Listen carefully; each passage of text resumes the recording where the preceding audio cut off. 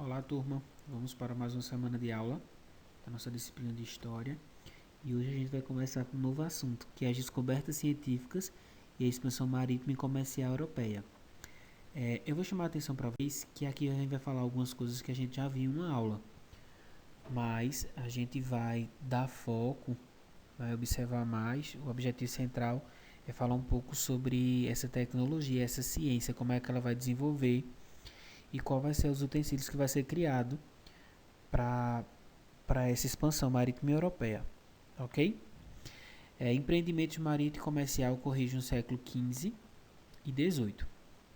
Entre os séculos XV e XVIII, os europeus iniciaram um grande empreendimento marítimo que ficou conhecido como a expansão marítima europeia. A gente já falou sobre isso, estão lembrado? Isso só foi possível quando o final da Idade Média, o feudalismo sofreu profundas transformações e abriu espaço para uma nova estrutura econômica baseada no lucro. Essa nova realidade fez com que os governos buscassem alternativas para o desenvolvimento da economia. Nesse contexto, a expansão marítima europeia teve como finalidade principal a superação da crise econômica dos séculos XIV e XV e o desenvolvimento da economia mercantil, com a conquista de novos mercados. Esse evento marítimo expansionista dos europeus em busca das relações comerciais culminou ainda na descoberta de vários territórios, inclusive brasileiro. Né? Isso está lembrado? Foi Portugal. Fatores que motivaram a expansão marítima. Por que a Europa queria expandir, né? E queria criar essa expansão, essa expedição para a descoberta de novas rotas e novos territórios.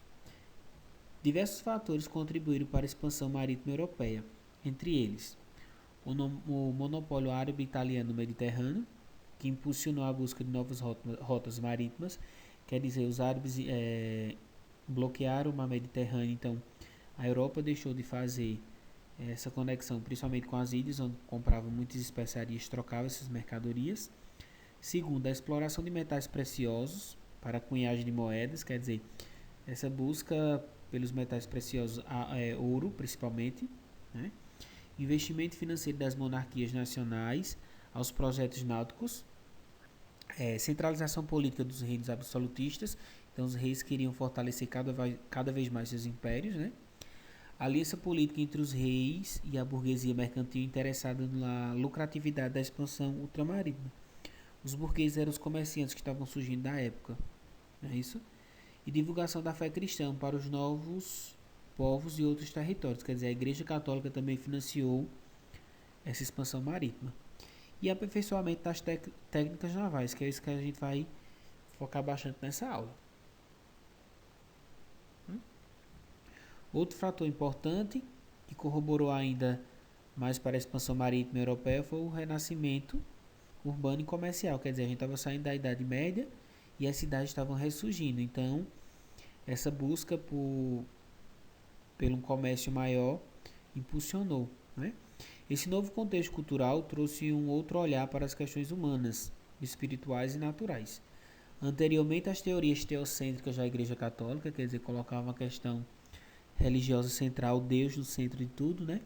Disseminavam concepções infundadas sobre os oceanos, como a existência de monstros tenebrosos, monstros marítimos, que eu falei naquela aula da gente, nas profundezas dos mares e nas zonas tórridas.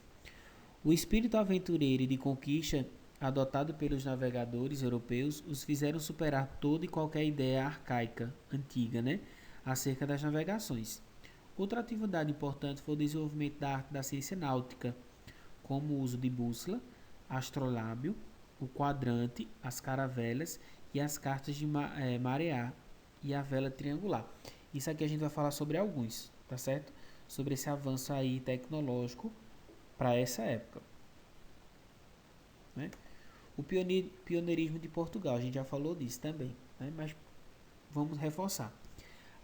A formação da monarquia portuguesa com a Revolução de Aves, em 1385, e a aliança política com o grupo mercantil interessado no comércio marítimo, possibilitou com que o país fosse pioneiro na expansão marítima europeia. Os portugueses já tinham uma tradição pesqueira que os davam habilidades com os mares. Mas foi na escola de Sagres, bem interessante a gente observar isso, né?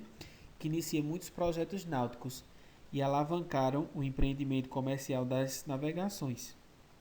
A escola de Sagres foi instaurada pelo infante português Dom Henrique, na vila portuguesa de Sagres, em meados do século XIV.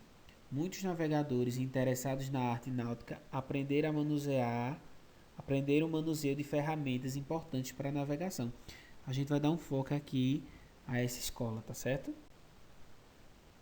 Além disso, a Igreja Católica realizou muitas missas e bênçãos especiais para expansões marítimas portuguesas. Por quê? Porque a igreja também tinha interesse para expandir sua fé e criar e aumentar seus adeptos da religião cristã, católica nesse caso, por motivos religiosos e também econômicos, lógico.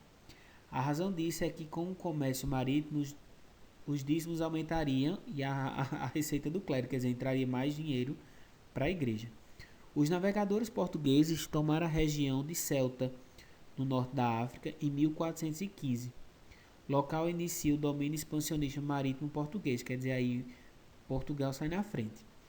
Em 1492, Portugal dominou o comércio marítimo do Oceano Atlântico. Posteriormente, iniciou o périplo africano, que conquistou muitos comércios de especiarias, como o marfim e o ouro. Quer dizer, esse périplo africano é que ele vai contornar toda a costa da África, que é essa imagem aqui que eu trago para vocês, ó.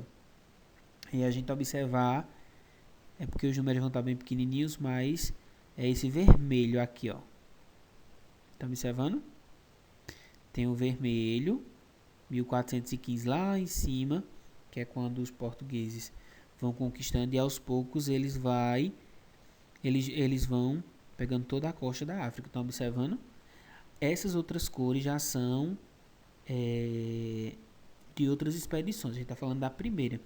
Estão observando a amarelinha bem clarinha, que ela vem, que é aquela historinha que diz assim, que Portugal ia para as Índias, mas perdeu a rota e chegou no Brasil. Estão lembrados? Que a gente não deve acreditar nisso, quer dizer, eles chegaram aqui já em busca de novas terras e para conquistar, né?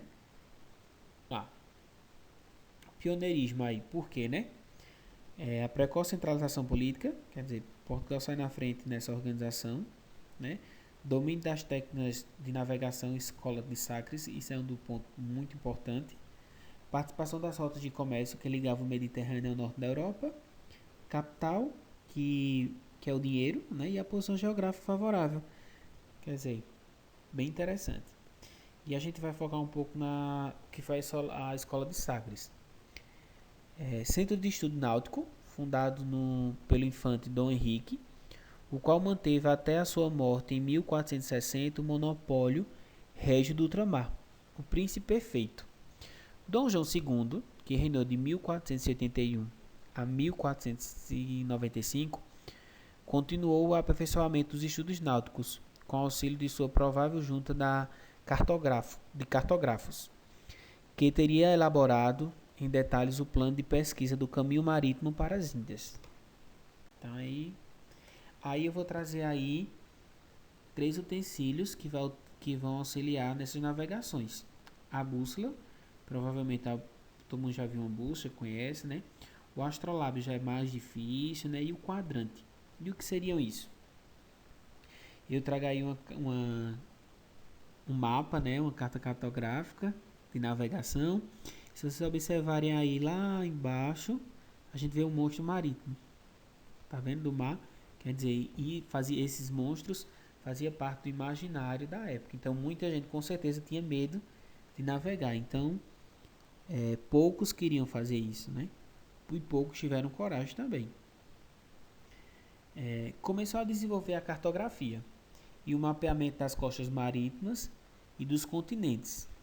E de acordo com o que se conhecia na época, através de documentos e de observações, materiais de apoio foram inventados, como a bússola, feita a gente viu no slide anterior, trazida do Oriente para o Ocidente pelos árabes, feito por uma agulha magnetizada, que indica o eixo norte-sul magnético, o astrolábio, para medir a altura e a posição dos astros, o quadrante que apontava para a estrela polar e permitia determinar a distância entre o ponto de partida da viagem e o lugar onde a embarcação estava naquele exato momento. A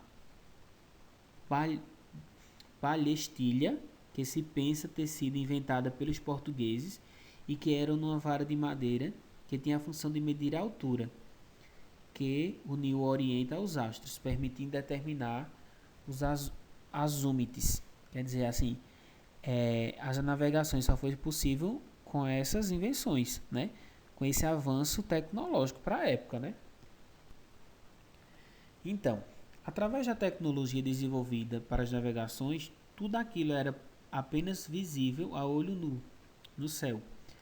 Passa a ser interpretado e medido detalhadamente como meio de localização dos navegantes. Ao navegar, o homem foi o homem foi desenvolvendo e aprimorando os materiais, ultrapassando seus próprios limites e vencendo os medos. Então, quer dizer, a escola de Sagres foi fundamental para esse pioneirismo português, né? Adentrar no mar. Aí que eu falo um pouco sobre as caravelas, né? E como ela vai tendo a evolução, né?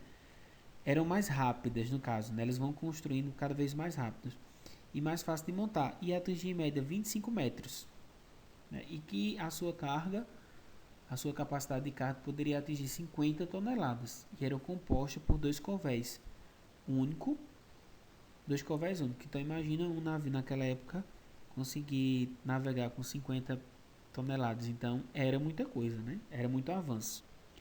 Então aqui eu estou falando um pouco sobre como desenvolveu, né?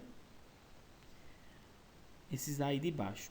Acompanhado de todo esse avanço, surgiu a importância do comércio marítimo, que acelerou o desenvolvimento das embarcações ao longo do tempo e que levou o transporte do ouro, especiarias, sedas da Índia, que eram fonte de grande riqueza e soberania que contribuíram para o monopólio de mercado. E logo depois no Brasil também. Né? Os avanços tecnológicos das navegações foram sempre evoluindo de acordo com as necessidades, encurtamento de tempo de viagem e a eficácia dessas funções nunca pararam de desenvolver, né? Até os dias atuais. Por essas semanas vão ficar aqui, ok? Qualquer dúvida, lembrando, sempre falar no privado, colocar o nome e a turma, ok, gente? Um abraço para vocês e até mais.